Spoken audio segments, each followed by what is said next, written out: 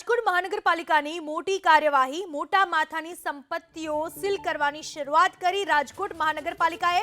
Chamber of કોમર્સના પ્રમુખ VP વૈષ્ણવની એક સંપત્તિ સીલ। યાજ્ઞિક રોડ ઉપર આવેલ વીપી વૈષ્ણવનું બાંધકામ સીલ। મંજૂરી વગર બાંધકામ કરાયું હોવાનો આરોપ। તો પૂર્વ ટીપીઓ સાગઠિયાના આશીર્વાદથી આ બાંધકામ કરાવ્યાનો આરોપ। આ વિશે વધુ માહિતી આપવા આપણી સાથે જોડાઈ ચૂક્યા છે અમારા સંવાદદાતા પરાક્રમસિંહ જાડેજા। પરાક્રમ, રાજકોટ અગ્નિકાંડે ઘણા ભ્રષ્ટાચારીઓની પોલ ખોલી દીધી છે અને એક બાદ એક નામ જ્યારે બહાર આવી રહ્યા છે ત્યારે મહાનગરપાલિકા હવે કઈ કામગીરી તરફ વળ્યું છે? ચોક્કસ ટીઆરપી ગેમ ઝોન અગ્નિકાંડ બાદ હવે જે ટીપી શાખા અને રાજકોટ મહાનગરપાલિકા જાગ્યું હોય તે પ્રમાણેનો માહોલ। અનેક રાજકોટના મોટા માથાઓ છે તેમની મિલકતો સીલ કરવામાં આવી છે। જે રાજકોટ ચેમ્બર ઓફ કોમર્સના પ્રમુખ વીપી વૈષ્ણવ છે તેમનું આ બિલ્ડિંગ છે તેમને 1 વર્ષ પહેલા બાંધકામ કરવામાં આવ્યું હતું। ગઈકાલે નોટિસ ફટકારી અને આ મિલકત જે છે તે સીલ કરવામાં આવી છે। દ્રશ્યો બતાવવાનો પ્રયાસ કરીશું। રાજકોટના હાઈ પ્રોફાઇલ વિસ્તાર એટલે કે યાજ્ઞિક રોડ પર જે 10 ફૂટ હાઇટની મંજૂરી માંગવામાં આવી હતી, પરંતુ વીપી વૈષ્ણવે 15 ફૂટ જેટલું જે બાંધકામ કર્યું છે। આ દ્રશ્યો બતાવવાનો પ્રયાસ કરીશું। જોઈ શકાય છે કે ગઈકાલે મહાનગરપાલિકા દ્વારા આ રીતે કાર્યવાહી કરવામાં આવી છે। અત્યાર સુધીમાં અનેક મોટા માથાઓ જે વર્ષોમાં ક્યારેય ન ચડ્યા હોય એવા અનેક મોટા માથાઓ ઝપટે ચડ્યા છે અને તેમની મિલકતો, લાખો રૂપિયાની જે મિલકતો છે તે સીલ કરી દેવામાં આવી છે। અત્યારે દ્રશ્યો આપણે બતાવી રહ્યા છીએ।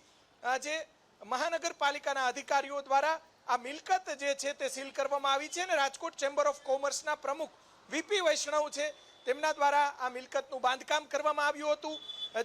જે તે સમયના ટાઉન પ્લાનિંગ અધિકારી દ્વારા આ જે મિલકત છે તે બાંધકામ માટેની મંજૂરી આપવામાં આવી હતી। 10 ફૂટ હાઇટની મંજૂરી ને 15 ફૂટ બાંધકામ કરવામાં આવ્યું છે। અનેક મોટા માથાઓ આવતા દિવસોની અંદર પણ ઝપટે ચડે તેવી શક્યતાઓ સેવાઈ રહી છે। રાજકોટ ચેમ્બર ઓફ કોમર્સના પ્રમુખ અને વેપારી આગેવાન છે વીપી વૈષ્ણવ, તેમના દ્વારા આ મિલકત થોડા સમય પહેલા ખરીદી કરવામાં આવી હતી અને ત્યારબાદ આ જે જૂની મિલકત છે ત્યાં બાંધકામ કરવામાં આવ્યું હતું। આ દ્રશ્યો આપણે બતાવવાનો પ્રયાસ કરીશું। અનેક વખત આ મિલકત જે છે તે ચર્ચામાં આવી ગઈ હતી અને ત્યારબાદ તેમના દ્વારા આ બાંધકામ કરવામાં આવ્યું છે। VP Vaishnav Rajkot chamber of કોમર્સના પ્રમુખ છે, તેમના દ્વારા અહીંયા શોરૂમ અથવા તો જે કંઈ આવતા દિવસોની અંદર જે કંઈ વ્યવસાય કરવાનો હોય, પરંતુ દ્રશ્યો બતાવશું। ગઈકાલે મહાનગરપાલિકા દ્વારા આખી મિલકત સીલ કરવામાં આવી છે।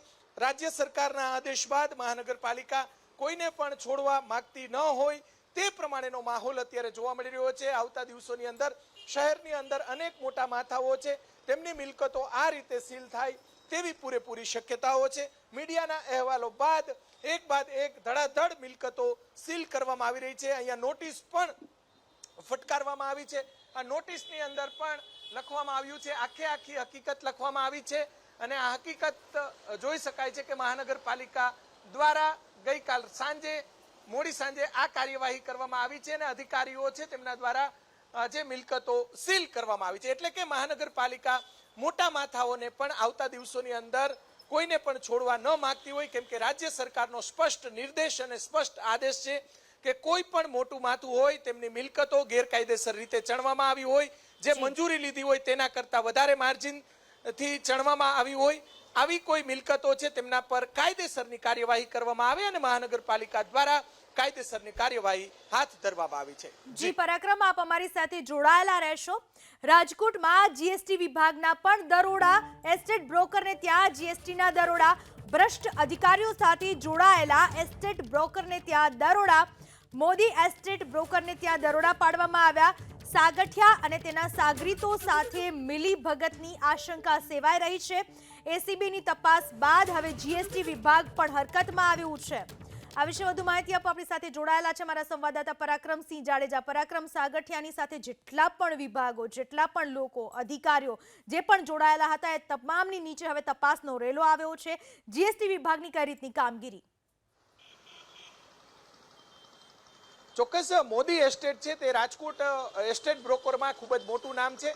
માધાપર ચોકડી પાસે તેમની ઓફિસો આવેલી છે અને છેલ્લા 3 દિવસથી જીએસટી વિભાગના અધિકારીઓ કાર્યવાહી કરી રહ્યા છે, પરંતુ અત્યારે તેમનું પણ સાગઠિયા સાથેનું આખું કનેક્શન હોવાની હકીકત એસીબી દ્વારા પણ તપાસ કરવામાં આવી છે। એસીબીની તપાસ પછી હવે જીએસટી વિભાગ એટલે કે રાજ્ય સરકારના અલગ અલગ ડિપાર્ટમેન્ટો છે તેમના દ્વારા એક બાદ એક કાર્યવાહી શરૂ કરવામાં આવી છે અને મોદી એસ્ટેટમાંથી અંદાજિત 18 લાખ કે કરતા પણ વધારે જે કર ચોરી બહાર આવી હોવાની હકીકત સૂત્રો છે તેમની પાસેથી મળી રહી છે. આવતા દિવસોની અંદર રાજકોટના અન્ય બિલ્ડરો છે તેમની મુશ્કેલીમાં વધારો થાય તેવી પૂરેપૂરી શક્યતાઓ સેવાઈ રહી છે, કેમ કે જેટલા પણ સાગઠિયા સાથે વહીવટમાં હતા, જેટલા પણ સાગઠિયા અને જે રીતે ભ્રષ્ટાચારની અંદર સામેલ હતા અથવા તો પોતાનું કામ કરાવી આપવા માટે સાગઠિયા સાથે જે લેણ દેણ કરતા હતા તેમના તમામના વ્યવહારો એસીબી દ્વારા ખુલ્લા પાડવામાં આવશે. એસીબીના અધિકારીઓ હજી પણ ઝીણવટભરી દસ્તાવેજોની તપાસ કરી રહી છે.